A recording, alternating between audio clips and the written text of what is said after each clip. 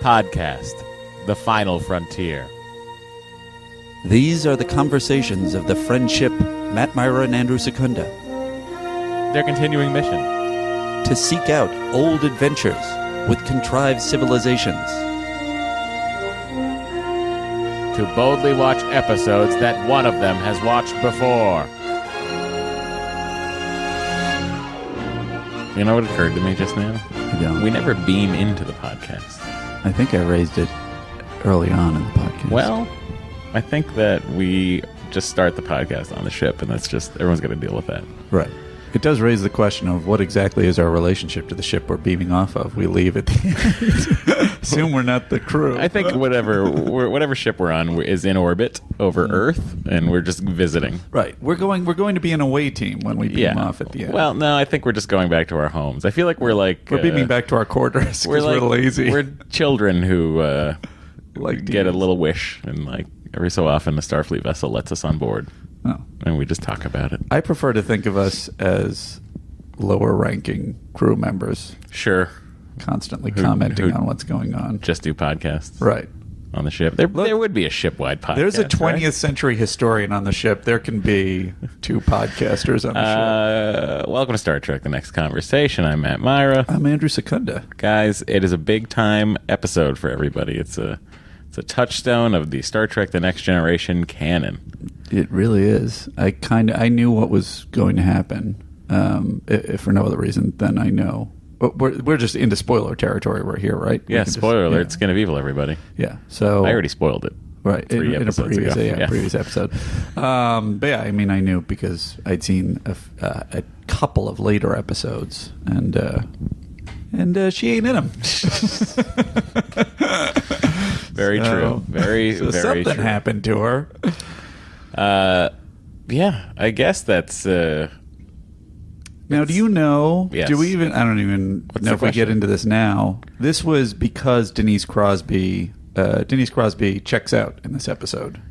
She does. So I think she just checks out to Pet Sematary, thinking that there will be more Pet Cemeteries. Right. She thought she was going to be a movie star. In a way, she was correct. There was a sequel to Pet Sematary. Okay. However, I don't believe she's in it. Do you think she was? Because I know that I had read something about that. It was issues of she felt like her character wasn't being served that much, which there's a very strong argument for that because it's very erratic. For every single character in this show. That's the problem with an ensemble. Yes. You might not feel like you're getting served. I think this is very much, let's talk about this when we talk about the episode. Okay. So, no problem. In the meantime, I suppose. Yeah. What are we doing? Opening hailing frequencies first? I think we do Admiral's Club first. Let's do it. These are our listeners that are nice enough to go and give us a 5-star rating on... Brought to you by American Airlines, the Admiral's Club. We're not in any way. We're happy to. We're happy to. American Airlines, please. Seems like a very natural... It just fits right in. Natural sponsorship. We would hope part of that perk would be that we could get into the Admiral's Club. Are you already in the Admiral's Club in American Airlines? My American Airlines Platinum Citibank card will get me in there. We're really pushing a lot of products for an unsponsored podcast. Well, I think if we pretend they're our sponsor, they'll have to sponsor us. Seems reasonable. Anyhow, here are some comments from a few of our fans. Excel 1001 writes, "Let them suffer for you. Love Star Trek TNG. Have a hard time sitting through the first 2 seasons? Sit down and let Matt and Andy give you the recaps as they break down each episode. This may not be podcast structured like others, but they make up for it in their unpreparedness. Rewatching the whole series with these guys makes it even more fun." This is from DBGSMM. Matt and Andy sitting in a tree talking about Star Trek TNG. Oh, it rhymed. It did. I love the podcast. Between Matt's knowledge and Andy's theories, it's quite fun. And guys, listen, from AZ Goat.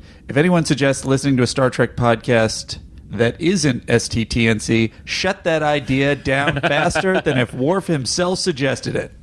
That's amazing. There you go. That's the Admiral's Club. If you'd like to get in the Admiral's Club, all you have to do is leave us a 5-star review on iTunes, and you could be joining us in the cushy Admiral's Club. Captain, we are being hailed. So our hails are now open. And It's about time. first off, we got a note from Dave Strand, who I believe left us a $20 donation. Is this supposed to help with Felicium? No, he did not want to help with our fake with our fake causes. A lot of addicted people on that planet. We'd like to help each of them. We discovered from someone giving us a donation that we didn't ask for that you can donate to sdtncpod@gmail through PayPal. He said, I have an idea for your podcast. Since everyone seems to have an opinion about the order of your podcast, I will send you $20 from if you can start one episode within 5 minutes of the start of the episode, so I don't have to futz around with my phone while driving to work to skip the emails and whatnot. Well, I think with that $20 donation, we should just do it. You just want to skip the emails? Because I was going to say to him, sorry, we can't do that, but we appreciate it, and I'm dignifying your... I'm going to say... One should say that Matt hates the emails. It's become more and more clear over time. I love everyone who listens, and I love everyone that writes in, but I understand someone not wanting to listen to them. Can I make a counter offer and just do Prime Corrective? Is this a counter offer? This is your counter offer? This is my counter offer to you. Well, it's really... I'm not negotiating with Dave Strand. Dave Strand really has donated came through. It. It's already done. Dave, I'm trying to give you what you want. I'm saying I will skip the calls and all that. So now maybe this is the way people call in. People get in a bidding war. People call in and they want to be heard. Okay, so how about a compromise for all? Okay, we'll play the voicemails. All right. Fair enough. I'm trying, Dave. Here we go.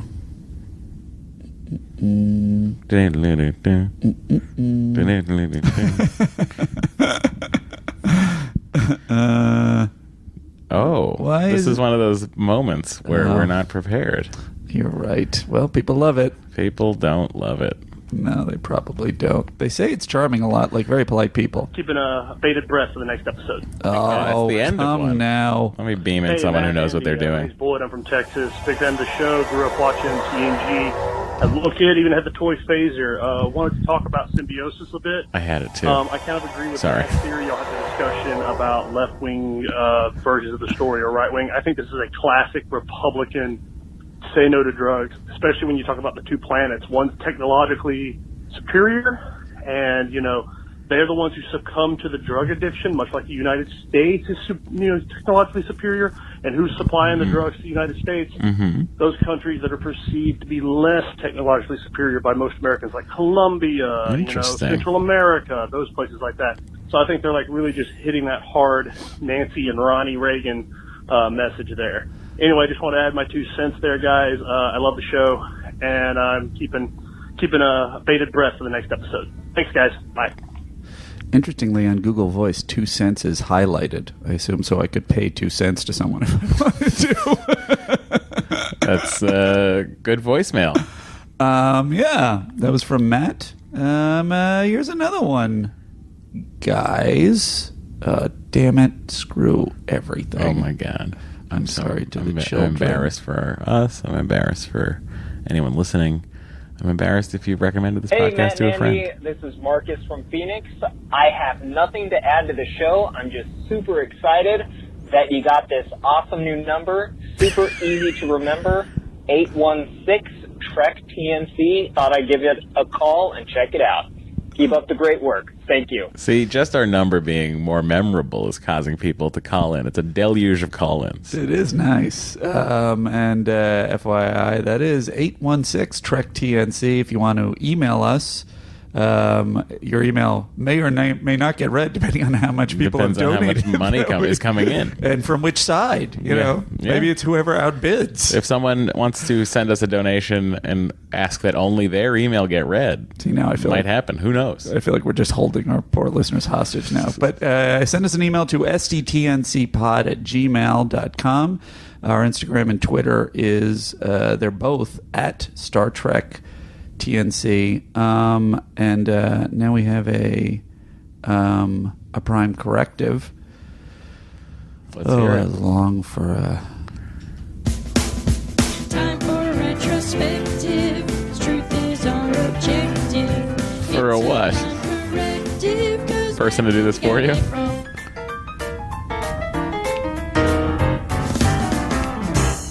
So many people responded to the Star Trek discussion of Tatooine, that there's no point in giving anybody credit. But almost universally, everyone was saying that probably, I think you were saying, but I think somebody says Tatooine in the movie, and what that is Princess Leia saying Dantooine. She says when she lies to Grand Moff Tarkin about where the Imperial base is. I mean, sorry, the Rebel base. I've learned that you don't lie to General Grand Moff Tarkin. He certainly showed her. Right. Although it seemed like he was going to blow up, regardless, Alderaan, no matter what she did. Yeah, so didn't matter. Here's another one. Greeting, gents. Loving the show. Fun fact: the TOS Enterprise did have a chief of security. He was only shown in the episode "Devil in the Dark" and identified as Lieutenant Commander Giotto. Oh, I don't know if it's Giotto. If I'm pronouncing that correctly. Even though he wore Commander's braid, as Spock does. Shocker. He lived. Keep up the great pod. Wow. That's good information. That's the kind of thing I like to hear. Here's another one from a friend in the service, Eric. Andy and Matt, in my former life as a young Marine, I was attached to my ship's security team for about 3 months while we were out to sea. If I remember correctly, the total crew count was about 200 sailors with about another 150 Marines in tow. The security team was about 6 to 8 sailors. There was one junior officer, a chief, and a handful of junior enlisted. As Marine, I basically served as a red shirt, but having the night shift most of my time, my duties mainly consisted of roaming the ship, making sure people weren't having sex. Wow. Amazing. You did ask about the brig, which was an interesting thing, is these ships are now co-ed, so it's got to be a lot of sexy time? A lot of sexy time on those ships. You did ask about the brig, and surprisingly, we actually did have to put a sailor in the brig while at sea. It was located at the complete bottom of the ship, I believe a full 7 decks down and well below sea level. Fun fact, at sea is the only time you can confine someone in the U.S. military with only bread and water. Not allowed when on dry land. Oh, wow. Interesting. International waters. Do whatever you want. Thanks and enjoy. Thank you for your service. And then the last one is, hey, Matt and Andy. I can answer Andy's questions. The reason Beverly Crusher does not immediately beam to 10 forward in some kind of hazmat suit when she learns the Ordinarians, this is from Symbiosis, are infected with a deadly plague. In the 24th century, there are quarantine fields. This is why later episodes doctors do not wear surgical masks. I could agree this does not completely explain the reason that they would let someone infected by a plague wander the ship. Oh well, keep up the good work. Best, Katrina. And that, my friend, I love a quarantine field, is your $20 worth of shortened hails. Hailing frequencies closed, sir. Which I realized our hailing frequencies closed sound is from this episode. It's truly a tribute to the great by Tasha Yar. Clement, and it's going to be a little bittersweet every time I hear it now. It will be, but you know what? That is construction. Oh, Matt. I was very confused. I thought it was. They're working sound. on the Jeffries tubes somewhere. If you're wondering what's happening, you can turn apparently up there's construction noise. Yeah, it's next door. It's not my house. So like any of you care? No one cares who's having construction done. I guess the point is Andy can't afford to have construction done in his home. Please continue to donate. If you would like to build an addition on Andy's house, please send to. If you'd like to make Andy's house feel lonelier, please donate to the podcast. Here's a whole other room I'm by myself. Where's Omar? Someone sent in, was at Dynamo, sent in wonderful fan art. Thank you, Dynamo, of Omar Little, my cat, my warrior cat, in Klingon garb with a batleth and what's the... a scant. He's wearing a scant. And wearing a scant, really. He's got a baldry and a batleth. Just amazing work. I didn't know I never knew what the sash was called. Yeah. Until Captain Picard says it in Star Trek Insurrection. What is it? It's a scant? It's a baldry. The sash that he has. The Klingon baldry. Baldry. But were you saying G or D? D-R-Y. Baldry. That's what Captain Picard refers to it as. Interesting. That could be because another. Worf had overslept. Because he's going through puberty in Star Trek Insurrection because they're at that planet that makes you younger. Remember, he has a gort. I have something to tell you. I don't know that I've seen Star Trek Insurrection. Oh my God! Anyway, Picard Worf is late to duty. Okay, and he bumbles onto the bridge, and Picard looks at him, and his sash is all a mess, and he just goes, "Straighten your baldry, Commander." So this raises a question. Yes. Is Star Trek Insurrection good? It is it's a long ass pause, guys. It is. Look at him, Thumper. It's a movie that has its moments. It's not particularly well liked generally. Right. Was that the last? No, it was second to last. Nemesis broke the franchise. That's quite a claim to fame. But I will watch it. I will watch it here and there. There's some good performances, some good bits in it. It's written by Michael Piller, one of the great Star Trek The Next Generation writers, the late, great Michael Piller, who wrote a book about the making of that movie that is no longer in publication, and it had some very juicy details. Insurrection also contains the lost commentary track that Jonathan Frakes and Marina Sirtis did for the movie, where Paramount was like, you shit on this movie so much that we're not putting this commentary track out. Wow. So that's a bit of fun for you, Andy. I would love to hear that commentary track. I wonder if it sounds like our show. I don't know if it's out yet or if anyone's dug it up. So I guess it's time to talk about the episode Skin of Evil. Let's do it. Production number 122, and it aired the week of April 25th, 1988. Matt, that week, U.S. radios were still tuned to Where Do Broken Hearts Go by Whitney Houston. I think it goes a little something like this. What else was going on that week? In the UK, Heart by Pet Shop Boys was still on top. Mila Jovovich made her big screen debut in Zalman King's Two Moon Junction, which was big at the box office. I never had a memory of Two Moon Junction being that big. I have no memory of it. I remembered it because I think Sherilyn Fenn is naked in it, and I was obsessed all the way with Sherilyn We're going to blow Fenn. the lid off of the internet right now. Andy is Mr. Skin. Mr. Skin, guys. I know I shouldn't be asking for donations because I'm making so much from that other website, but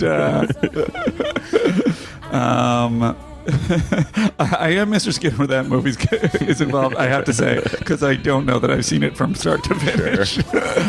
Whatever the case, that movie also featured Trek alumni Louise Fletcher, Vedek Wynn from DS9.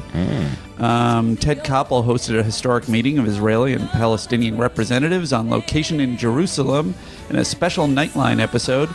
Actress Sarah Paxton was born on this day. Time magazine featured Michael Eisner and Mickey Mouse with the caption, "Why is this mouse smiling?" Oh, great question. All right. So, thank you, Whitney. Thanks, Whitney. Thank you so much. God bless you. Godspeed wherever you are. This episode was directed by Joseph L. Scanlon, teleplay by Joseph Stefano, and Hannah Louise Shearer, story by Joseph Stefano. I'll read the synopsis very quickly for everyone. Troy and her shuttle pilot are pulled off course. They crash on Varga 2, the home of the sadistic being Armus, created from the cast-off sins of his race and then abandoned.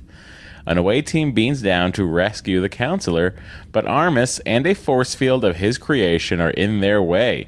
Then, acting out of sheer malice, the black oozing form of goo tortures Riker, taunts LaForge and Data, and kills Yar. Worf, who is now acting security chief, and Wesley discover that Armus loses power when provoked. Using that weakness, Picard is finally able to get his people out, but not before trying to reason with Armus one more time. He even has the splintered shuttle destroyed to prevent Armus from leaving the planet. Back on board the Enterprise, crew members play a recorded hologram of Yar's will and her last thoughts to her friends. All of them, even Data, derive strength during their grief from their friendship with the security chief.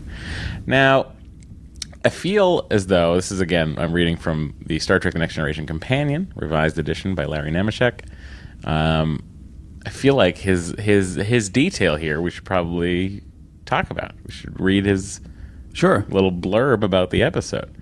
So he writes, Long before this episode was filmed, rumors were flying about the manner of Denise Crosby's departure and the reasons for it. She was, after all, the first regular Trek character ever to be permanently killed off. Oh, wow. I didn't... no, Spock.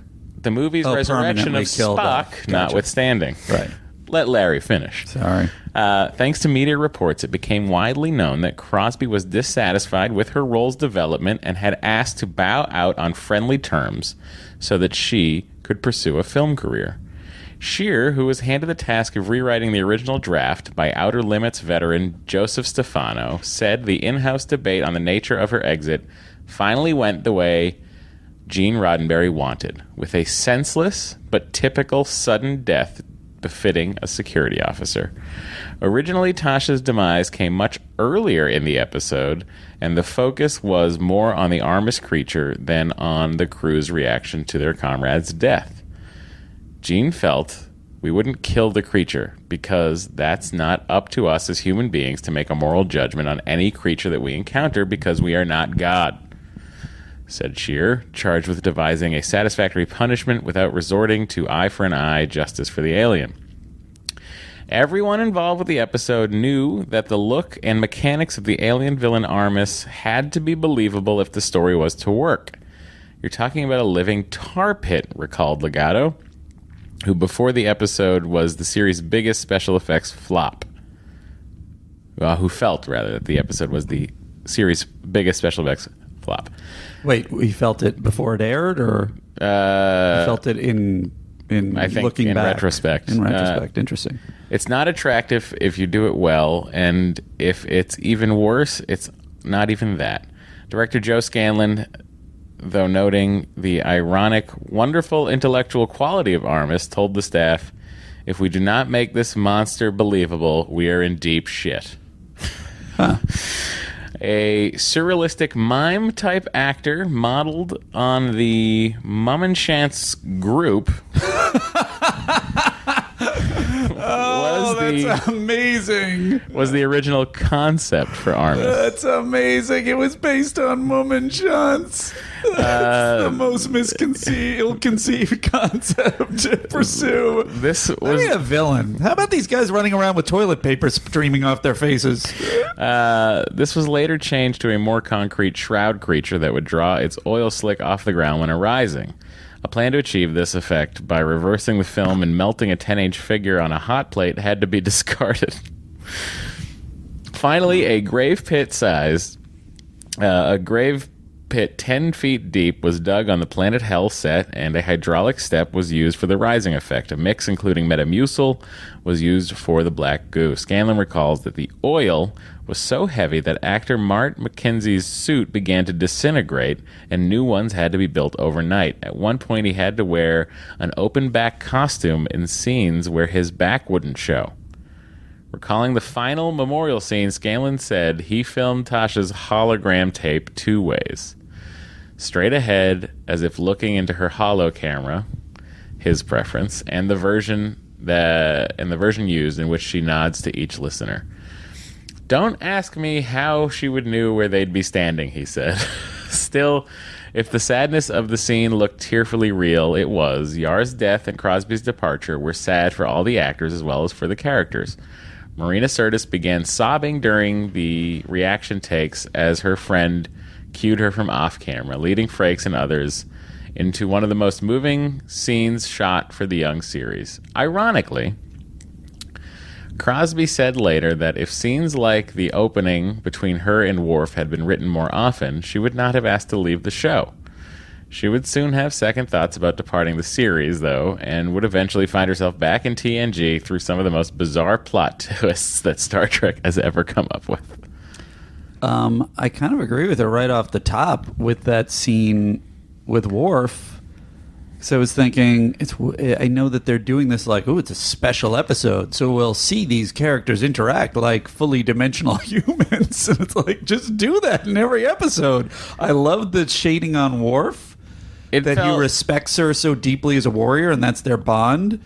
And I love that she kind of sees past his gruff exterior, and it's sort of played out in that scene. Yeah, well, let's get into it. I'll play with Captain's Log, and we'll go from there. 601.3. We are crossing through the Z Lapis sector, where we will rendezvous with Shuttlecraft 13, carrying Deanna Troi, who is returning from a conference. Because engineering is involved in preventative maintenance on our dilithium crystals, we are presently traveling on impulse power. So, first of all, this dilithium crystal thing, Yeah. pointless. Yeah. Pointless. Why? Because it's never mentioned again, and it's solved immediately. Oh, the issue. Yeah. What is the thing? It's the reason that they can't get to warp? They can't go to warp. Like, by the time they're ready to go, the ship's already going down anyway. It's silly. It seems like a way to just introduce Lieutenant Leland T. Lynch. Who cannot stop saying his full name. Right, which I kind of... That's another detail I kind of love, that Picard rolls his eyes when he says, it's Lieutenant Leland T. Lynch. And he's like, oh, Jesus. Because he says it every time. This asshole. And I love that. I love that detail. Yeah, so here's the scene Andy was just talking about between Yar and Worf. Okay. Routine deep sensor probes indicate no obstacles or vessels within a range of 3 light years. Confirm. The martial arts competition is in 3 days. Are you prepared? I will be if you'll meet me on the holodeck later. I need your help with the Mishiyama wrist lock and brake. If it works on you, I can use it on anyone. A valid assumption. Who is your first competitor? Science Officer Swenson. You will defeat him easily. Well, I'm more concerned with Lieutenant Minnerly's kickboxing. You are favored in the ship's pool. You bet on me? A sure thing.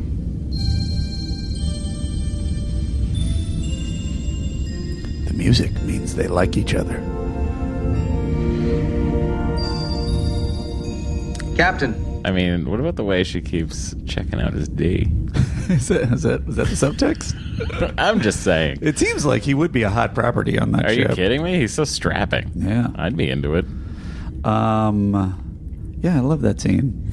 If there was more scenes like that. I did not like that scene. Oh, here we go. And I did not like that scene only because it was so out of place and something that we've never seen before. But let me ask you. Yeah. Would you be against... It was pandering, I think. How so? It was just like, oh, we're writing her off. Let's give her a little flourish to make sure people know that people like her. Oh, 100%. It was totally obtrusive, and that was the setup. That's what I But I like guess about my it. point If it was 4 episodes ago, I would have been way into it. That's all I'm saying. Yeah. Is I agree with Denise Crosby's evaluation. Yeah. Is that where the show kind of goes? A little bit more character-y moments, or? You're certainly going to learn a lot more about these characters throughout the run of the show. But the problem with Star Trek: The Next Generation is that it's so episodic and not serialized. But even if that's the case, I feel like now I'm trying to think back on it. I'm thinking like L.A. Law or things that whatever any episodic thing where it's like about lawyers or cops. You're kind of following the characters a little bit. You follow their interactions, but essentially it's about the plots. So I just feel like Star Trek thus far is very sterilized of too many moments like this. Yeah. Does that change? Hard to say. You get them, but they're not frequent. It's interesting. They're really It's like you're getting them once. You're not getting them like once an episode. I mean, so many of these actors are so charismatic, and the characters are so likable that you kind of anyway. I have an Andy's theory, real early in the show. Andy's theory that is tied to the engineer, the chief engineer. Well, let's hear it. Let's hear it on screen. Or would you like to hear the chief engineer talking to Picard? Sure. All right. That's a good setup. And here we go. All right. Joel. Position report. Sir, I have an onboard systems failure. Well, this is the Enterprise. Your coordinates now read 237.101. Ben, you're dangerously close to a planet. I can see it. The planet is Vagra 2, sir. By the way, if that is the guy on the shuttlecraft, not the... Correct. Yeah, we're getting there because he has to then ask for warp. But I just wanted to say, just a side observation. Okay. Having seen what Geordi sees through his visor, there's no way he can read coordinates. This is Counselor Troy. He can sense them. The pilot is busy. We've lost most of our impulse power. Engineering status report. Working on it, Captain. 3 minutes. There are no guarantees. Captain, we're out of control. I missed it. I'm We're very caught in the upset with planet's myself.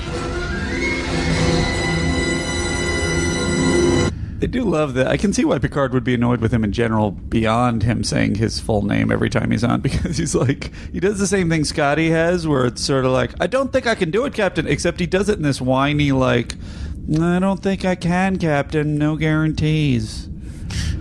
Leland T. Lynch here, Captain. We now have minimum warp drive. Of course, plotted and set for Vega 2, sir. The response is I said amazing. minimum warp drive, Captain. You heard the order, Mr. Lynch.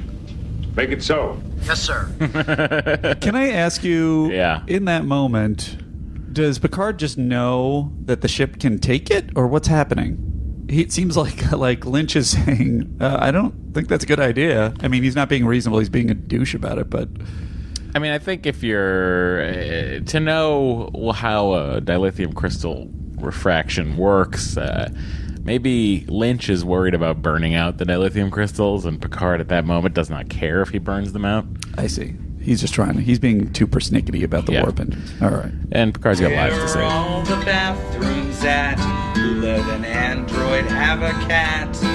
Is Data just pretending to be so dim? No one knows the answers, least of all him. It's Andy's thing.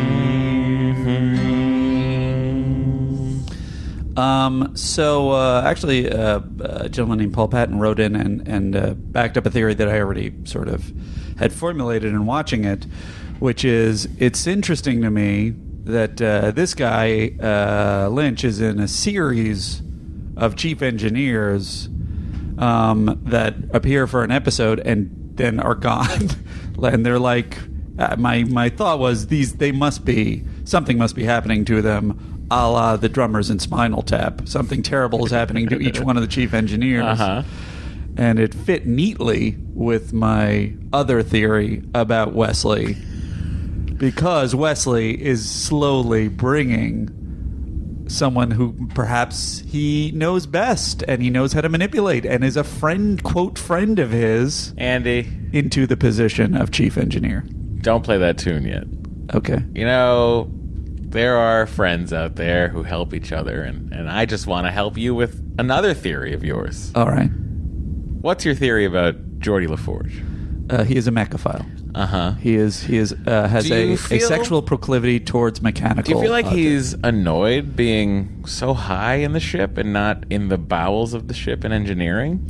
Well, it plays into... Do you find it odd that Yes. next season he gets made the chief engineer? Because maybe they've gone through too many chief engineers?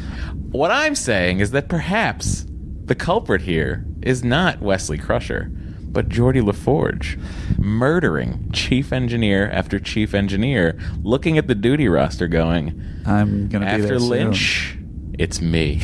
I had that's really fascinating, Matt, and I think that one is also legit. And I have a even further theory that kind of piggybacks on that one, which is, well, let's give Geordie some credit and say his love for mechanical objects is pure. Yes, certainly, he can think of no life better than just constantly edging in engineering. He's just constantly edging. He's always on the edge of an orgasm as he does his work. But maybe the ship having a certain amount of artificial intelligence, to say the least. Sure. Maybe it wants Geordie Oh. down in what would be the equivalent of its genitalia, the warp engines. You know, that's interesting. The warp about core. You may play your theory closeout. Before I do that, I do want to just jump ahead to say it ties also into another theory, Wesley connected, which is I thought, Wesley's not in this episode, so he would have nothing to do with Tasha's death. However, he is in the episode. He's very integral to the ship operations. He's right there by Worf, his friend who he's had many scenes with. He hasn't had that many interactions with Tasha. And I think that he clearly had a hand in getting Tasha out of there and getting Worf head of security. Oh, interesting. Andy's theories are very interesting because he's really smart. There you go. Those are great Andy's theories. Thank you, and thank you for your help on the theories, I Matt. think we had a great time. I can't wait to hear what you think about Dr. Crusher's attempt to bring back a dead person. All right, let's go. Before we, oh, sorry, go ahead. just before we get out of this section, we don't have to hear it. This is the Zed Lapis sector, and it did occur to me somebody was thinking Led Zeppelin when they came up, even if it was subconscious. I heard it, and I just thought to myself, I thought it sounded like a Stairway to Armus. Zed Lapis just really sounded like a Sketch 101 group, right? Coming up with a fucking hilarious planet name or something like that. Sure. Just it sounded terrible. Or their group name. Show no signs of life forms, virtually no vegetation. Atmosphere? Minimum for our needs, sir. Standard orbit. Aye, sir. Standard orbit. It's crazy when you hear the real ship engines come in. Yeah. Over ours. Shuttle. Life signs. Not yet, sir. Still probing. It appears to be buried under a lot of debris. I may have something, sir. I like how he says, I may have something, sir, when he has a clear image of the ship on the surface in front of him. He then says, I may have something, sir. Oh, war. I mean, I know I have some. I didn't mean I may. I can see. I also just if you'd listen to me once in a while, I'd be more confident. I just feel like I'm not confident. I don't know. Where's the boy? Have the boy look at this. Although I got to say, he again in this episode has a small win when he is placed as head security. We're jumping ahead, and Riker kind of gives him a little attitude, like, "Aren't you coming, Worf?" And he's like, "I will stay here because it's not a battle situation. We're just trying to get our people." And Picard's like, "Good move." Yeah. So I was thinking maybe we should start slotting the times instead of the times everybody says no, or maybe we count all the times everyone says no and all the times people say yes to him. Worf, you got a couple of fans right here. Yeah. So this oil slick, they beam down to the wreckage site, and there's an oil slick there, and they're having trouble getting around it. Yeah. Why at no point do they say, you go this way, I'll go this way? Then we'll see what it does. That's valid. And I assume the answer is because then that's one more effect they have to make, but it totally makes sense. Also, it could have defeated him. You don't know. No one tried it. What do you mean defeated him? That could have been the one way to stop Armus. Wait, I can wait. I can't multitask. I'm only able to go this way. Could you guys just get back over here, please? All right. Thank you. Okay, now I'll kill you. Let's try the other way.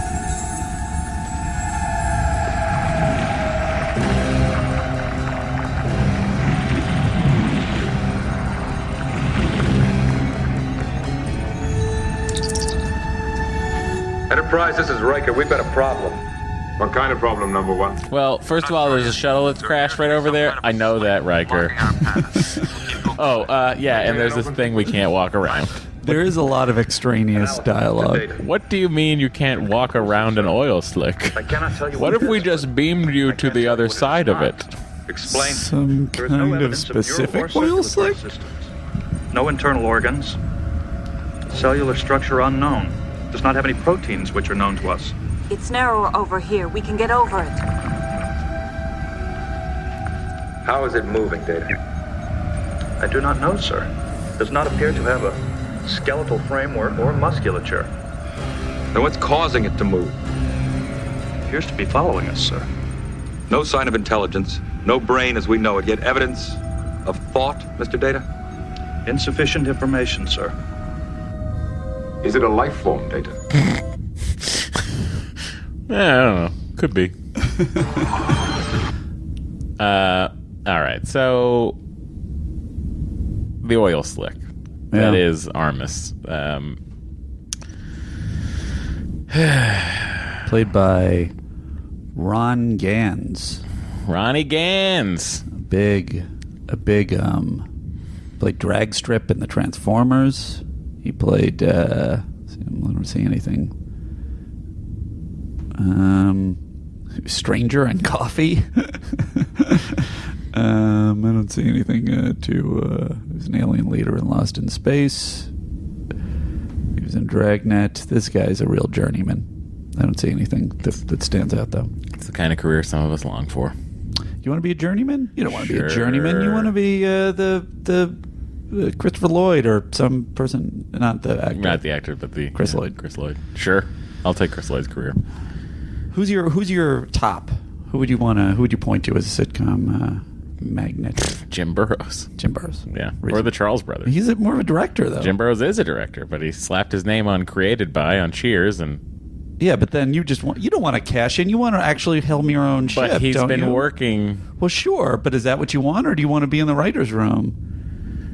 It's a lot. I guess I'd like to be the Charles Brothers had they continued to work. But I feel like the Charles Brothers did 11 years of Cheers, and then helped Wings and Frasier get off the ground, and then we're like, meh. Were they burned out? I think we're good. Yeah. It's interesting, the distinction. We were talking about Ted Danson in the room the other day, between that kind of career and the Ted Danson career, where it's like, Ted Danson don't ever need to work again. Right. And he keeps plugging away. He loves it. I'd get bored. I have gotten bored. You would keep working. Yeah. Yeah. I would build crazy things if I was that rich. I would just become an inventor or build a bat cave underneath my mansion or have a gyrocopter and fly around to parties. Someday, buddy. Someday. We'll get you out of the town. If you would like to support my crazy future.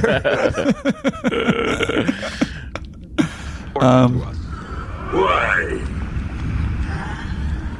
We believe everything in the universe has a right to exist. An interesting notion which I do not share. You may leave now, if you wish.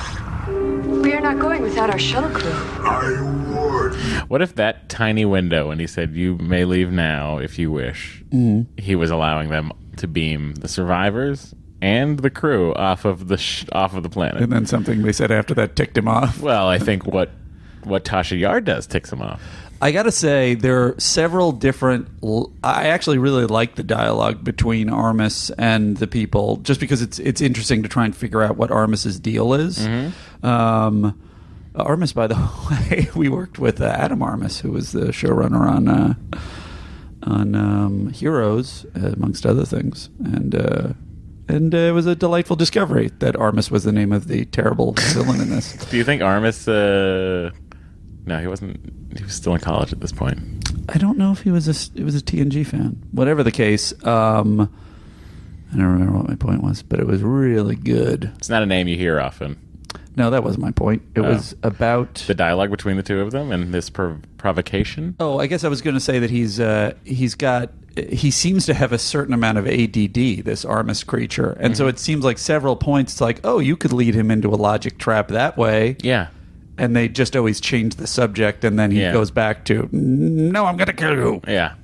It does seem like he's like, I think he's just happy to see some people. I think I would have liked to see a little bit more of that. I agree with you. That's what. Enough. We have people who need attention. We won't hurt you, but we must help them.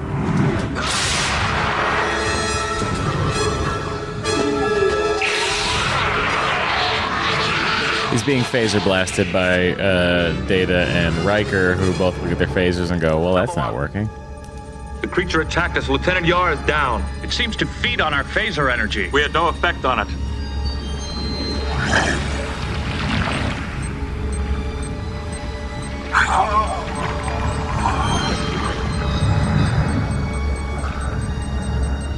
What's Lieutenant Yar's condition? Does faster mean dead? In television, She's dead.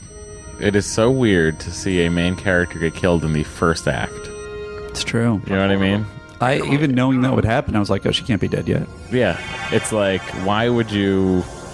I mean, now in television, this would be the blast and the she's dead would be the end of the episode. Right. And we'd go into the next week. Now, but that, of course, does tag on to Roddenberry's sort of pushing for it to be a senseless death. Do you know anything about that? That sounds sort of... So he's just pushing for that people who are in these positions, this kind of crap happens to them. Yeah, he's of the thought of, like, if you're signing up for Starfleet, this is probably how you'll go. It's interesting. It's kind of a similar perspective to The Wire, where people just die, and you're like, "Oh no!" Yeah. And Game of Thrones. If you're deciding you're going to be in a Game of Thrones world, you never know when you're going to go. It's interesting too to think about it from the perspective of like the red shirts that always die in the first act. Right. Well, that is what's interesting in comparison. That this show, I think this is the second crew member that's died. Maybe that's not true. It feels like there's only been 2 or 3 major deaths in 22 episodes. Yes. 23 episodes. Of crew members, yes. Yeah. And that's compared to, TOS. Well, it was a much more dangerous time out there. Is that it? Federation was, not quite as strong. There was no alliance with the Klingons. Huh. I need her in sickbay now. Well, then why not beam her to sickbay, you dum-dums? I'll be in sickbay. Aye, sir. A moment of exhale from Worf. That is a total valid point. Why didn't they just beam her right to sickbay? And what is the thing on her face? Unchanged. Blood? If it's blood, then why is it such a weird, perfect tattoo? Of blood? Yeah. It was the 80s. They didn't know what to do. Neurostimulator locked in. Fake blood effects before that. They didn't know what blood looked like back then. 4.4. Affirmative. So here's your 80s medical drama in the middle of Star Trek. And it's got the 80s medical music. Uh-huh. No, I've got her on total support. There Synth is no music. independent brain functioning. Little sub-theory here Yeah. to support... I was genuinely happy to see the female nurse or doctor, the gray-haired lady, I was just thinking that. get lines in this episode. Oh, does she have lines? I has didn't lines. notice. The one with the twin? Yeah. Because we saw the one episode where she suddenly appeared on the Particular stimulation. bridge a second later. Do it.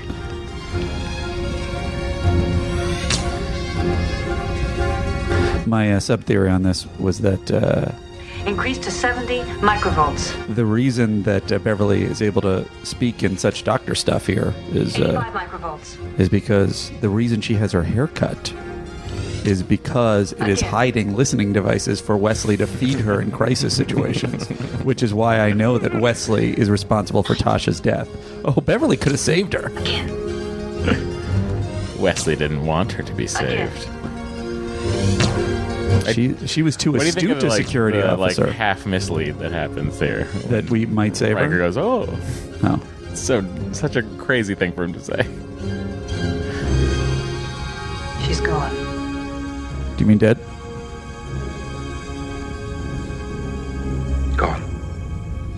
Does that Well, I dead? mean, physically, her body's right here, sir, but you get it. She's dead. There was too much synaptic damage. That thing just sucked the life right out of her. Or at least that's what I'm being told on my earpiece. What? Very good work, mother. And then it goes and talks to Troy, which I liked. Yeah? I like the Troy talking to this creature. I like the Troy, being an empath. I got to tell you, communicating with this creature. This is the first moment that I really, Troy has slowly won me over in various forms, but I think this is the first scene where She'll it's lose like, you again. Okay, good. This is the first moment where it's like she's facing a full-on adversary. Yeah. Where it's like, just use your empath abilities however you can to save people and get out of the situation alive. And you can see the craftiness of Troy to lead him down paths, and it's just a really good use of her abilities.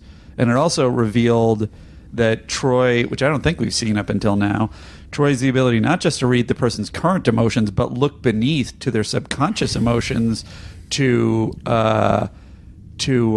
sort of evaluate. Yeah. This is the moves they're going to be making soon, not just now, which I thought was fascinating. Yeah, I think she has having an inherent understanding of emotion. I think she is able to more aptly deal with this being that is pure emotion. Like, it seems to me that this being is just hate. Right. And evil. I mean, it's a skin of evil. Right. Why are you looking? You seem like you're looking hard. I feel like you're looking hard at me when you say it's just a creature of hate. It's a creature of evil. Sure. You're looking down, and when you look up, you're looking right at me. Omar sees it. Omar knows what it's like to live with a sludge monster. Hi, Andy. So let's hear a little bit of Troy. Okay. I felt her die. Want to know why I killed her? Yes, but not in that voice. Your answer would be meaningless. That act had no reason. Exactly. It had no meaning. I did it because I wanted to. It amused me. No. You thought it would amuse you, but it didn't. You felt no satisfaction. No. It was too easy. You wanted her to suffer. You have a great need. I need nothing. Liar. End this. Let us go. Not yet. They won't give you what you want. And what is that? To break their spirit. Oh, is that what I want? If breaking their spirit will amuse me, then that's what I will have. This, for me, is like a metaphor for the Trump administration. Like, really they're the is. skin of evil. And, like, you can't break our spirit. I would say they have... Although they're doing a great job right now. Trying to break our spirit. They're certainly making us go, what? As a Star Trek fan. What the fuck is going on? I think that they have just about as much as consistent reasoning as the sludge. So Andy just experienced his first podcast technical glitch. I did. I didn't enjoy it. We were recording, and we probably went about 25 minutes that are gone forever. Yeah. So we're going to pick up right from where we were, which was Troy inside of a shuttlecraft talking to our good old buddy Armus. And I believe What, you believe you already said how much you enjoyed this? I'm all discombobulated now. Andy, I don't know when to... You know what we do? We put our heads down, we power through, and we give the audience a full episode of fun. Okay. Regardless of how little fun we might have doing it. All right. It's still recording, so we're good. I ran out of space, guys. Fun fact, I've been using the same... you sound great, Andy. Okay. I've been using the same SD card since Nerdist. Really? Yeah. And you haven't had to change it? I just keep deleting things. Oh. But too much stuff got on there this week because I forgot that I recorded 2 podcasts on Monday. Yes. And I still had the last week's 2 podcasts. Matt is recording 17 podcasts a week now. With the same fucking recorder and the same SD card. Guys, if you'd like to donate to the show. All right, Troy. Back to Troy telling Armus what's up. Not. What others? You can't hide the emptiness from me. The others. The ones who hurt you. Who left you alone, rejected. The ones who make you so angry. What do you know of them? Only what you tell me. I will tell you nothing. You are fake news. But soon.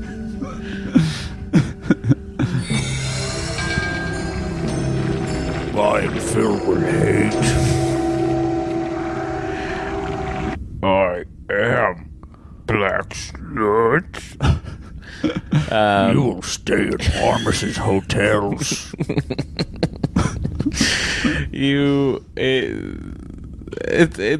The whole Skin of Evil situation where there is this character that has no real point of view other than to make others miserable is is the Trump administration. It's clearly the Trump administration. It's an allegory for today, where it's like, well, You're right. Killing that person did not give me good feeling. I'll do something else destructive. First, I will. Maybe I'll tweet kerfuffle. That will make people angry. Perhaps I will tell you about some intelligence I got from Israel. I'm going to back the FBI. Now I'm going to fire the head of the FBI. There's just this little sense. It did not give me the pleasure I sought. Perhaps if I could make out with my little daughter. ew, Armus. That's gross. So evil. Yeah, so Geordi, Data, Riker, and Beverly beam down to the planet, and we see some classic fishing line props. Will you give it to me? I might. It depends. I like that he's annoyed. I am a doctor. I need to treat our injured friends. You are a doctor? It will cost more to see you now. Please. You ask nicely. I will allow it. Wait. I've changed my mind. Wait, what? Talk to her from here. I'm pulling out of the Paris Accords. Now I want to be in the Paris Accords with the same terms. Sadly, that part didn't happen. No. Beverly? I can hear you. Are you all right? Yes. We've encountered some difficulty. What were you going to say? I was just going to say, by the way, in that moment, this is a classic slow moment in Next Generation that is not necessary, where it's like she calls Beverly, or Beverly calls Troy. Troy waits a second, is like, what?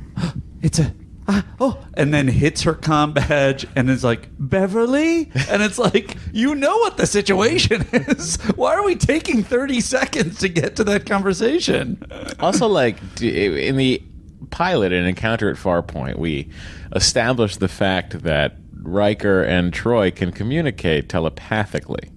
Oh, that's also true. So it's like, why establish something? They should use that. Why you're calling him Imzadi. You're yelling that out. Right. We know that happened. We didn't hallucinate and imagine that happened. Yeah. You can. Do you remember what I taught you, Imzadi?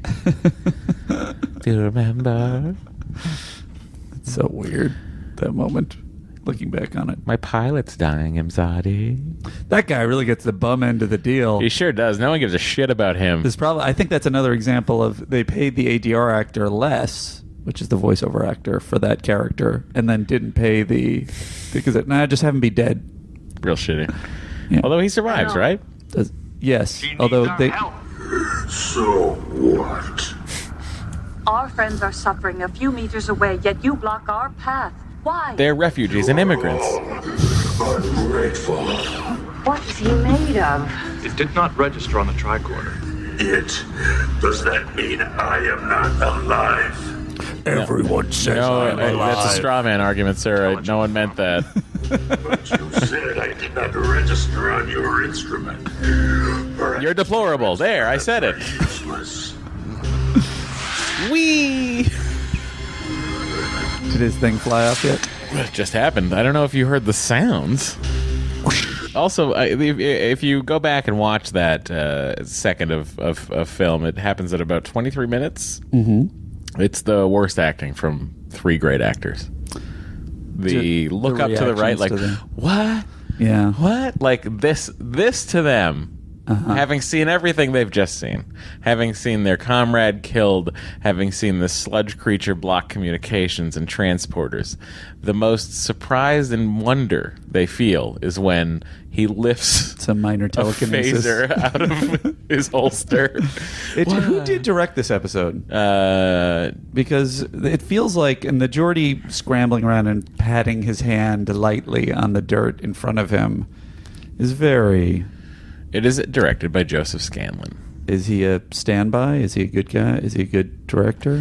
I watched Star Trek so much as a kid, I never really paid that much attention then to the directors. It would be interesting at some point to look at, like, which episodes, the ones that are most well known. I mean, as we've said before, it mostly comes down to the written. Landau is, I think, pound for pound, and Frakes are really Frakes. Best, I think, are the best directors. Oh, interesting. Good for Frakes. Spoiler: Jonathan Frakes directs episodes. Oh my God, I ruined it for everyone. Joseph, I want to see what Joseph L. Scanlon has been up to since the days of Star Trek: The Next Generation, and I want to know how many episodes he's directed. All right, I'm going to play a moment from Riker getting dragged across the dirt while you do that. About fucking time. There's something coming! Touch him and he dies. No!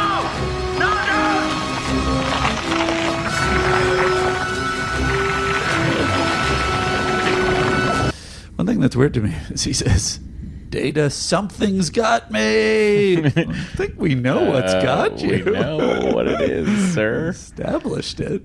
So let me tell you about Joseph Scanlon. Joseph Scanlon had been working consistently since 1971. Directed a bunch of Land of the Lost.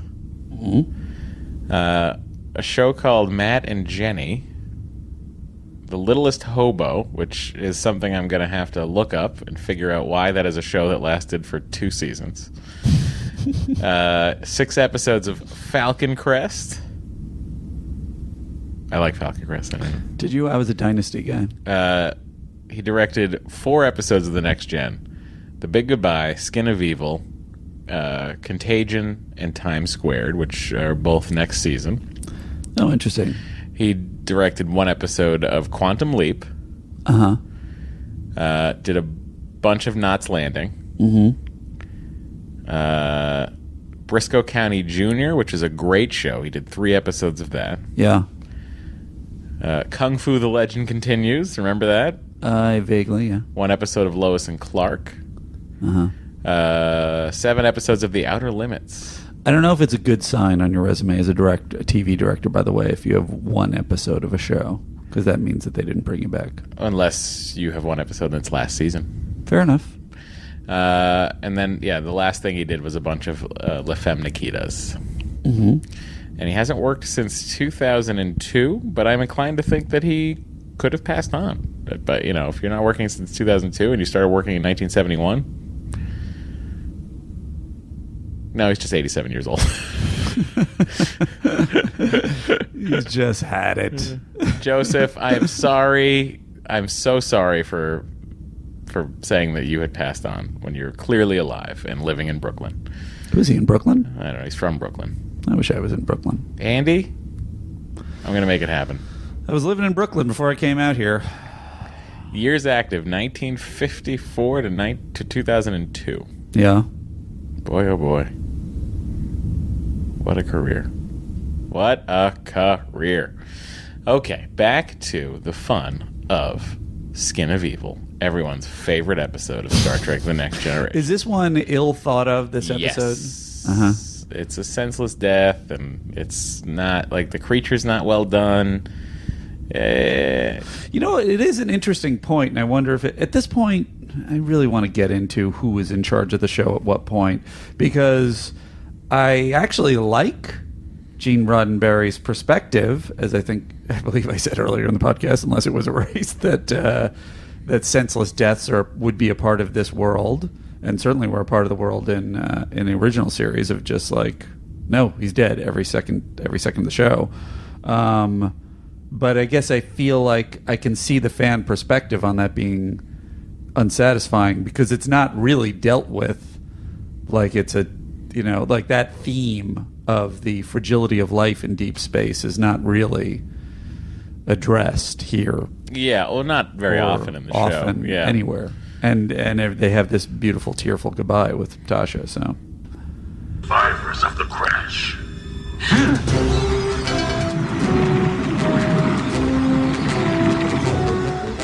What'd you think of that face of Riker coming up? That was all right.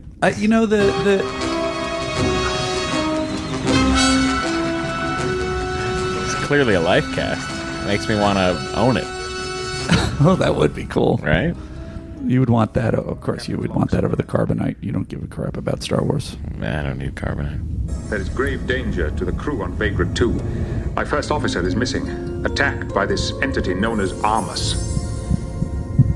Captain, perhaps you should take a look at this. We have the chart of the energy field surrounding the shuttle. Wesley's right next to him here. Yes, but there is a pattern. Manipulating every piece of data they're saying. Yep. And here is where it absorbed Commander Riker. And here, where the energy is lowest. Both times it had enveloped the shuttle. It has something to do with Counselor Troy. Somehow, when it's dealing with her, the energy field is affected. I want to talk to her. I'm going to beam down. Lieutenant Worf, you have the con. This is the first time that Worf has the con, right? Wish Walking on Sunshine started playing. Worf walking through the ship, waving at people, giving people high fives. Worf, good job, man. Kabah! Somebody coming at him with a bat left, him like pretending to be scared. Walking on. Worf, we love you so much. Worf is the best. Let's hear her yell Imzadi. Imzadi! No! Please stop hurting him! He resists. If he would give himself over, the pain would diminish. Oh, so I should support Trump. You should feel his strength. Stop resisting me. Should I let him go? You only asked to torment me. Perhaps. How should I answer? Maybe. I don't know. What can I offer except myself? Just put my name in all the reports and put pictures in them. Tell Alec Baldwin to stop doing that unflattering portrayal of Armus. Just for him? No, not just for him. I would do the same for any of the others. Jordy pops in. Even me? Yeah, I guess, Jordy. Jesus, I'm kind of busy here. All right. Then he leaves and she goes, wait, no, I meant to save me. The shots of Picard in this look weird. I feel as though there's a few reels of coverage that they could not find to digitally transfer to HD. Huh. So they had to go back to the original video of the edited show and insert those into the... There's like 3 or 4 scenes, one-halves of coverage, because they had to, when they did this, they had to go back to the original mags and recut the show. Oh, wow. To match the episodes. Yeah. And it was shot on film, so very expensive, very time-consuming. And because they didn't sell super well is why we're not getting HD versions of Deep Space Nine or Voyager. Deep Space Nine was also shot on film. Yeah, everything was. I think Voyager at some point they switched to video, which is why the quality of those is slightly less than the other ones. No. But on the note of Armus, Ron, no. I'm sorry, man. What? I would certainly love it. Voyager was one of my tops. Which I accept as inexplicable based on my lack of interest in Next Generation. Ron Gans was the voice, as I probably mentioned earlier, of Armus, and he did a voice in Buck Rogers in the 25th Century. Or maybe it wasn't a voice, maybe it was a character. Ezar Hayden in Journey to Oasis and Planet of the Amazon Women. I love that there was an episode Planet of the Amazon Women. Yeah, not for me. Rogers. Buck Rogers, not your thing. Never... Well, I saw it when I was young and never revisited it. I think that's the age difference because I was in the right zone to be enjoying it, and I'm curious what I think I liked it because it was basically like a TV Star Wars, a lot of action. Oh, he's giving me a face. What? He just nodded off in the middle. Nodded. TV Star Wars. It's called Star Trek, motherfucker. I will say, I've always said that Gil Gerard, Buck Rogers, was the James Bond of space. He was bedding down women. He would win in a casino. He was...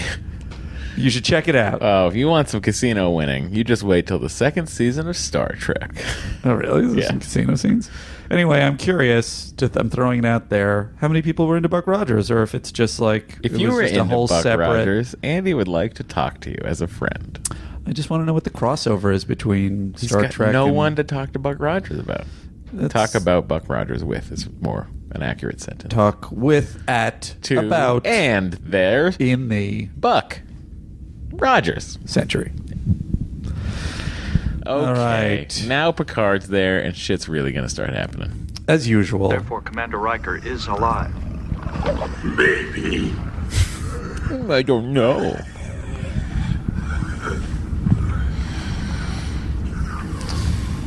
Okay. Armus has got to have some serious sleep apnea. I want. No. Not even to protect your own existence.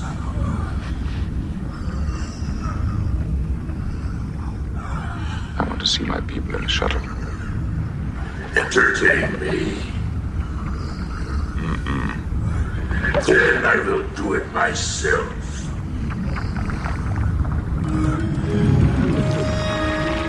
Ew, it's growing. You know, You, Tin Man.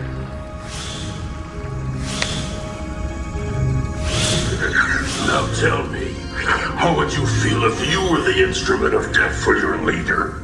Don't struggle, Data. I have no control over what you do with the phaser. Therefore, I would not be the instrument of his death. Perhaps killing the doctor would engender more feeling. No, the control is still yours. And what about you, Doctor? Are you ready to die? Tell me you are not afraid. I am afraid. Beg me to spare you. No. One of you is going to die. And you, Doctor, get to choose. You don't like that, do you? Then I choose. You don't like it? you know what's interesting that's similar to Q about Armus, unless we were to assume that Q is thinking a lot of things that are opposite of what he's saying, is their reasoning is all over the place. Their logic is all over the place. The things that they seem to be doing to entertain themselves are very chaotic. And I kind of feel like they defeat Armus not through just through outsmarting him, which is a weird thing. If you scrape off all the evil from some beings, it doesn't add up to me that wouldn't mean that they were, less sharp. They would just be corrupt. I guess I'm saying evil is smarter. Anyway, but maybe it's the maybe because it is from so many people or from so many beings that it is chaotic. It's a lot of dumb people in that pool. I'm just saying, there's like They a want lot of different things. thoughts. You know what? I'll buy that. A lot of different thoughts to convey. You know what? That's really smart, pal. That's a buy. Yes. Do you have an I'll buy that? Man. Andy's theories are very interesting because he's really smart. Oh, you know what? There's a better one I have for that. Oh. That's standard defense. Not really standard, but it's appropriate in this situation. Somehow defending a writer's room that had none of that intention. To myself. No, you are going to live. One of them dies. Maybe this one, though I would not call it death since he is only a device. Tell me, Tin Man, how does it feel to face your own extinction? Curious.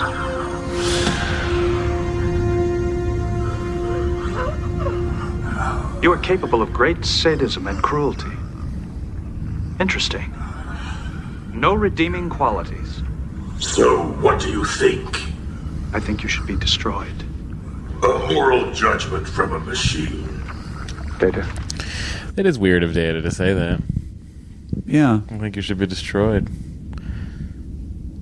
Maybe it's been lore this whole time. I think did I not had that theory yet? I certainly is something that has crossed my mind. That would really be too many psychopaths on the ship. Too much fun. So he burps up Riker. Uh-huh. One thing that it did occur to me is they beam Riker up with Armus on him. Yeah. Sort of weird. Part of my, not remembering how this episode ends, imagined that it would end with Armus and Picard hand in hand beaming aboard the ship.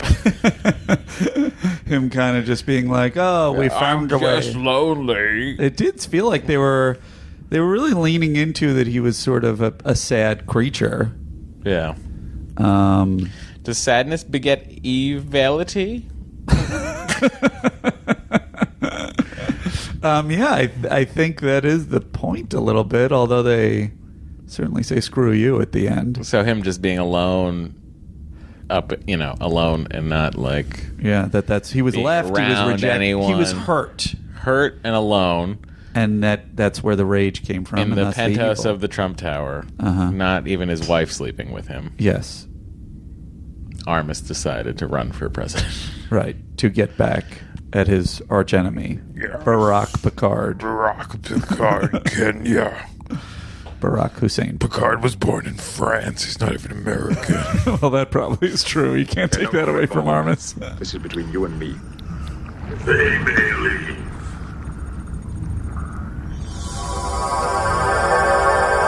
See, I don't know why you would offer that. Because he's found the most interesting man in the galaxy, Jean-Luc Picard. Now, this seems like an exhausting vocal session. Yes. Good job, Ron Gans. Transportation. By the way, for which I will trade you lives.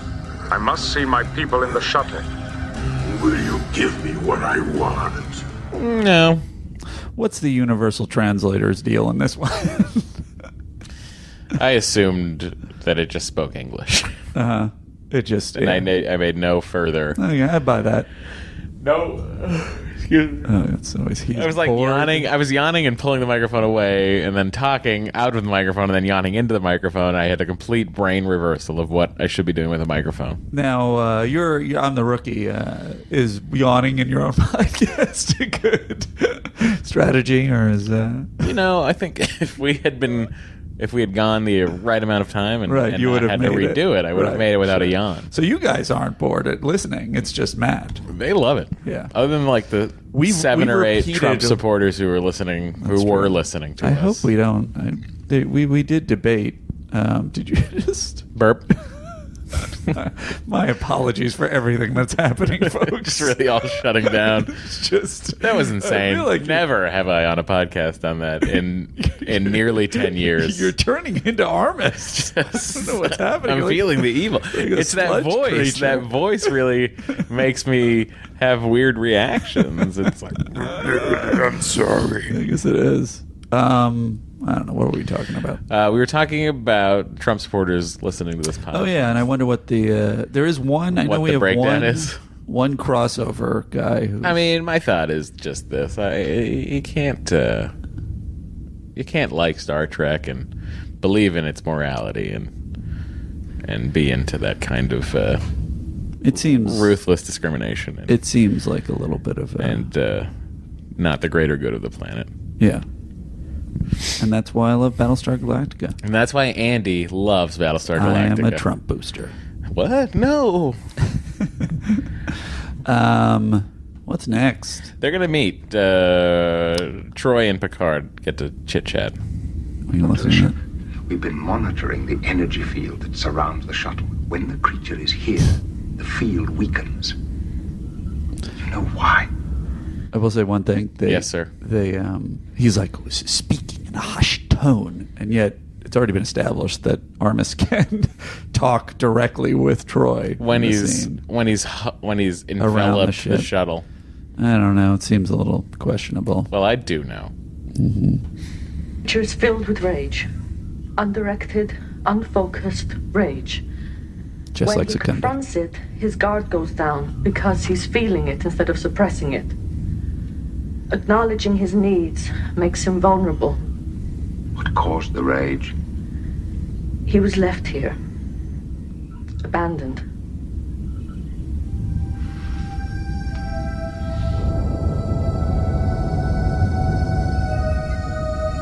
The force field will have to drop below 2.7 before we can beam them up. Satisfied? I guess so. Oh, sorry. Why am I talking like Set you? the computer. When the energy level reaches 2.6.205, automatically beam up Troy and Prieto. We'll do a parallel transport on the captain. Why is that? You say Why a parallel transport? Why doesn't Wesley just beam everybody up? And what is a parallel transport? It's 2 different transporter rooms. Uh-huh. Why do I do 2 different ones? Because then you can lock on separately. Why don't they always do that? So you can have better success rate. Why is it always Because Worf wasn't running this shit before. So Tasha Yar was making a mistake every time she was trying to beam everybody up. She ran down to the transporter room and pretended she was Chief O'Brien. I'm so glad we rid ourselves of that bag of dead weight. I would be shouting that at her hologram if she was telling me what she loved about me.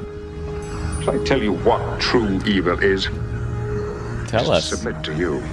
That's Till right. we surrender our freedom. That's right. Dignity instead of defying you. That's right. And those in there. But you will still be here. In this place. Forever. Alone. Immortal. Stand by for parallel transport. The energy level has dropped to 2.6.3. That's your real fear. Never to die. Never again to be united with those who left you here. Energy field is 2.6. Computer beginning transport.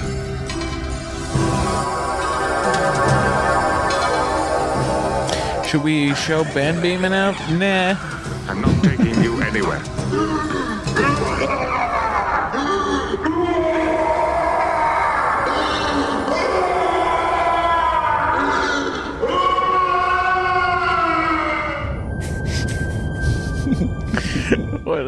I'm terrific! Everybody loves me! Many people are saying Sandy Hook was a hoax. Vega 2 will be declared off limits. But the damage has been done. One of the saddest duties I've ever had to perform is now ahead of me.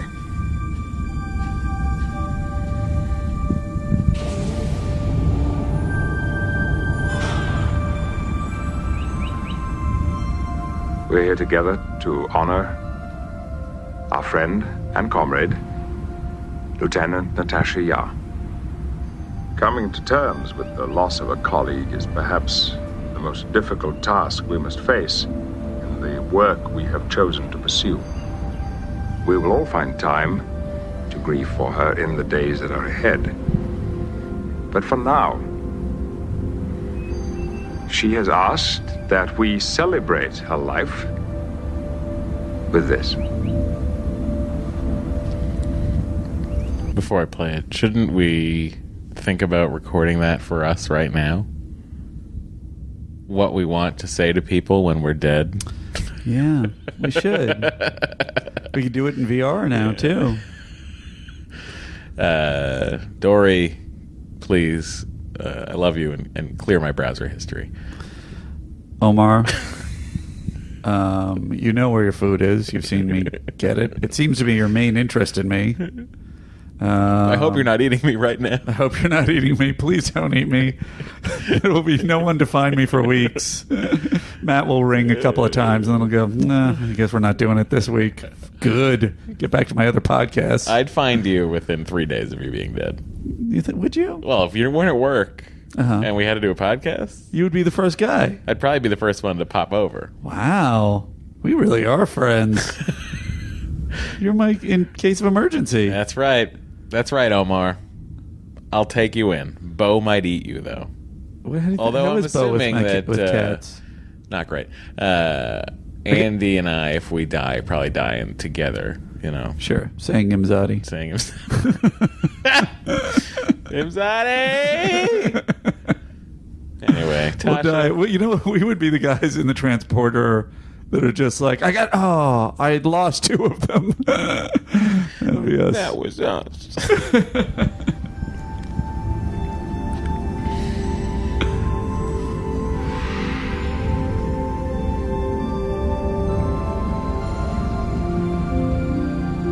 Hello, my friends.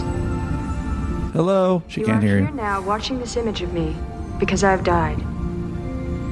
It probably happened while I was on duty, and quickly. Here's what I'm imagining. She, like, looked up on whatever Starfleet equivalent of Google is. Yeah. And was like, what are some cool things to do if you die? Uh-huh. And then, like, she picked, like, this is like a pre-programmed memorial situation. Sure. Where it's like, you can choose this grassy meadow, this blue sky with clouds. Right. You can be transparent. You can be solid. And she probably was like, I'm going to be transparent. And, you know what? I like clouds. And now she's doing Rikers this. would just be a million different Picard heads floating around. Which is what I expected. Never forget I died doing exactly what I chose to do. Messing What up. I want you to know is how much I loved my life. And those of you who shared it with me. You are my family. You all know where I came from and what my life was like before. But Starfleet took that frightened, angry young girl and tempered her. I have been blessed. You're damn right we know what your life was like before. You won't stop talking about it. Will Riker, you are the best. It's vague. Very. You trusted me. You encouraged me. And most of all, you made me laugh. Is Will Riker supposed to be the funniest Deanna. I think so. Trek crew You are member? capable. I think it was supposed to be So much Geordi love. for a while, but then they You shifted taught me gears. without ever having to say a word. I realized I could be feminine without losing anything. But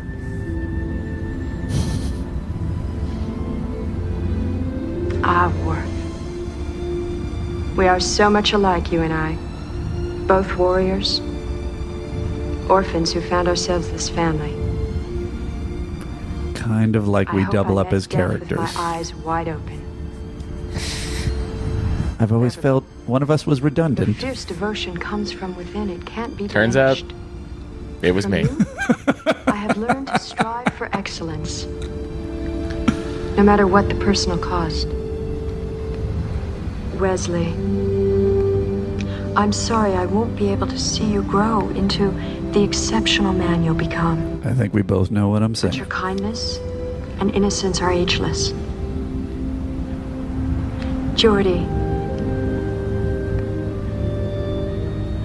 in those moments I felt the most despair, you took my hand and helped me to see things differently. You taught With me a way to of live beyond the going, moment. hey, at least you're not blind. My friend Data, Is that true? you see things with the wonder of a Did he child. ever encourage her to do so? And that makes you more human than any of us.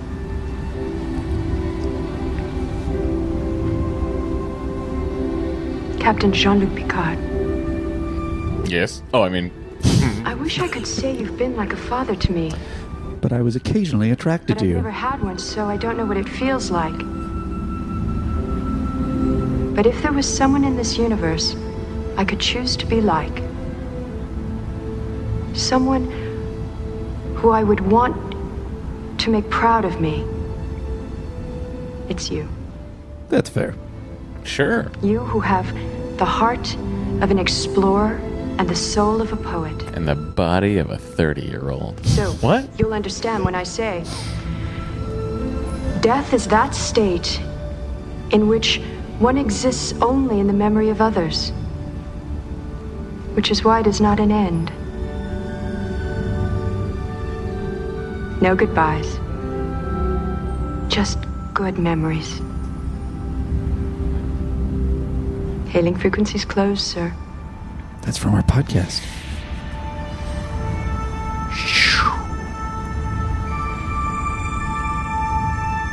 Au revoir, Natasha. Au revoir, Natasha. That was a nice touch. Yes.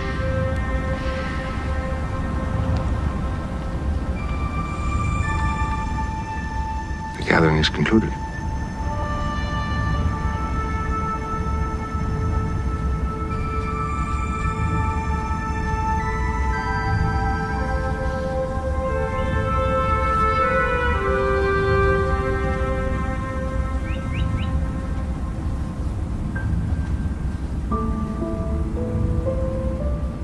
Sir, the purpose of this gathering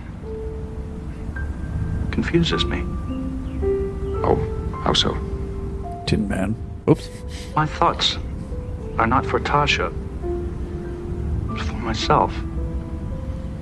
I keep thinking how empty it will be without her presence. You selfish son of a bitch. Go to the brig. Aye, sir. I'm hitting your off button on your side. No, you didn't, Data. You got it.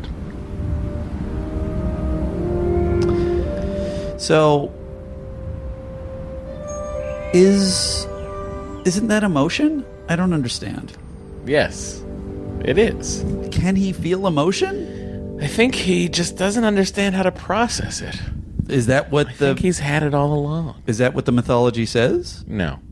It says he has no emotion. Correct. I think that Dr. Sung was better at programming than he realized. That everyone realizes. So he basically is a Tin Man from Wizard of Oz. He thinks he can't feel, but he can feel. Well, it was certainly explained a lot more. Or, once again, Data's just messing with Picard. Oh my god, I can't believe I yeah, it's like we're just in a void that now. It just sounded so weird. We're in a void. I pulled it back up, thank God. That was terrible. I was about to rush down to the engine room. It was a disaster. That the warp core Nothing stopped. worse has ever happened in the history of the world. It seems like an extreme statement. Pretty sure it went quiet for a second there.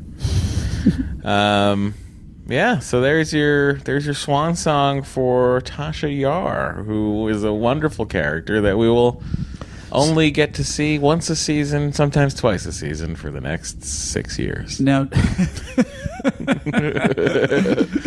generally speaking, yes, sir. Do TNG fans, were they broken up when they watched this episode? I mean, I don't know. I'd be interested if we have any listeners who have been who were adult or adolescent Star Trek watchers who have some sort of emotional connection to this episode to write in. I'm really looking for people to write in who were 20 years old when this episode aired. I'd also be curious if it was did you have a general sense at the time of you knew this was coming, like it was the word was already out, or I feel like I remember like some Entertainment Weekly not Entertainment Weekly, Entertainment Tonight story about it or something. I'd be curious. So yeah, feel free to pipe in. Yeah. Hailing frequencies are open for you guys. That's right. All right, Matt. Yes, sir. I can't wait. Time for us to... Oh, man. Oh, there we go. It's time for us to figure out...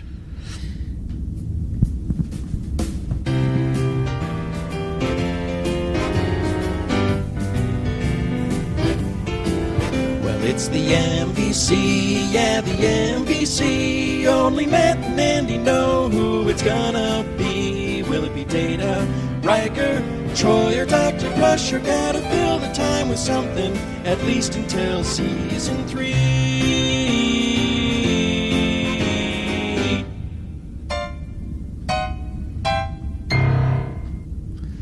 What do we think? I might put in a chip for Worf right at the top. Sure. I could also argue that it might be Deanna Troi. That's also valid. She's the one who really puts together the pieces. And gets to the bottom of it, and Picard can't solve it until he talks to her. You know, you could also argue, if you were going to accept for a second that he was not acting to kill Tasha Yar, that Wesley is kind of the one who's finding all the information that Worf is reporting to Picard. Seems like a stretch. Yeah. This is a tough one. This is a tough one because the episode is essentially about nothing. Like Seinfeld. I feel like I'm leaning toward Deanna. You know what? I feel like she's not going to get many of these, so let's give it to her. Deanna Troi. You are our most valuable crew member. Congratulations. Check your mail. You know what we should do at the end of the run is give most valuable crew member for the series. Oh, yeah, it'll be interesting. I'm sure it'll be. I'm living in a fantasy world where we get to the end of the series. Or not Picard? Data or Picard. It's going to be one of those two, I think. Yeah. Data's been light on his MVCs this season. You just wait. It's for the happening. late It's gonna seasons, happen. my friend. Okay. The Andes. Or some other method of ranking.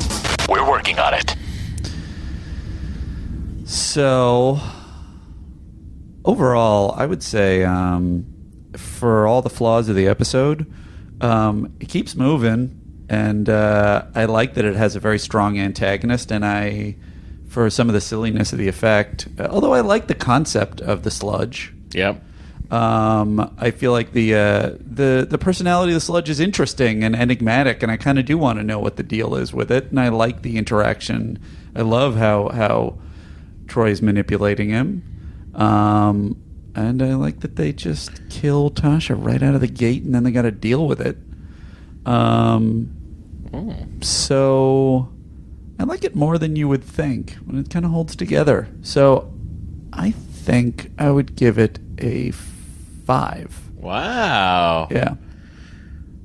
You know what? I'm knocking it down to a 4.5. I thought you were going to give it a 4. No. Straight up a 4, which is what I'm going to give it. 4. I'm going to give it a 4. It would have a 3 if it didn't have such a major plot move for the series in it. So it is getting a 4. I think the performances are very good. Denise Crosby is very likable in this episode. Yeah. You know what? I'm going to miss her. I'm going to miss her for the next few, however many episodes it is till she pops back. I actually think not till season 3. Oh, really? Yeah. Oh, interesting. You know, we're almost rounding out the end of this season, Matt. Matt's been talking about maybe taking a little hiatus just to prepare you guys emotionally. Yeah, I've been talking about it, but you know, if I know me, I can't take breaks. Right. I mean, he's such a workaholic. This guy can't stop working. Certainly complains about it, but constantly complaining. But he does keep working nonetheless. He's got another series of Sidekick coming out. Oh yeah, so much is happening. He's got he's going to be doing more James Bonding. He's got boy. What's the other thing? The Talk Salad. Are you still doing Talk Salad? Talk Salad, new episode coming out Wednesday. If you're listening to this Monday. Matt and Dory's Excellent Adventure. Yep. And I am I got nothing. Just a sad man looking forward to playing Star Trek Bridge Crew. I do improv every week at Soundtrack at UCB Franklin in Los Angeles, and every first Saturday of the month, please check out The Swarm at 9 every first Saturday of the month at UCB Sunset. And you can also see Andy sometimes on the Sony lot, walking around. Yeah, I mean, stop either of us and just say, what do you want them to say? I just want them to say, sorry to have bothered you. Jordy is a mechaphile. Just say that to us. Just say it. We'll know what that means. We'll know. It's our little code word. We should come up with a code or a handshake. You know what, Andy? Guys. Why don't you work on that? I'm going to spend all this weekend. It should probably have some kind of Vulcan peace sign, but that should incorporate something from TNG. I can't think. I don't know if I know enough of I wonder if the Klingons do anything. But, you know, Worf didn't. Oh, there's an alert. Oh, I don't know what to do. Oh. Is it one of these buttons? Oh. Did somebody... It's interesting how the alert is stayed the same for 100 years. It's really piercing. Tactical alert. Vessel approaching. Bearing 184, Mark 7. This is super bad news. I do not like this. This is exactly... Oh, is that transporter? No, it says that's tractor beam, I think. I think I'm being held on a tractor beam. I think I've been taken by the Romulans. Disengage.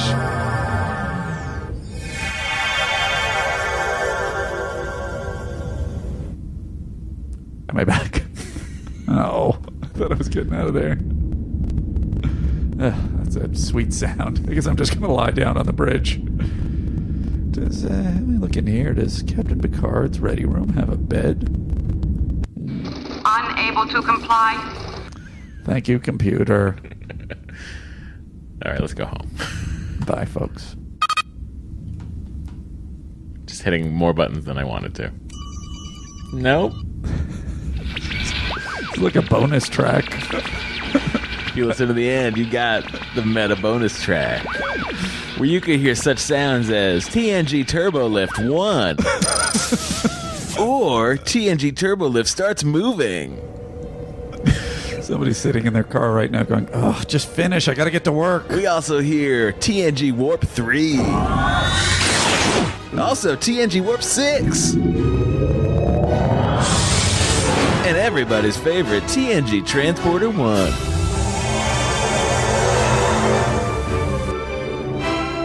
Call toll-free number.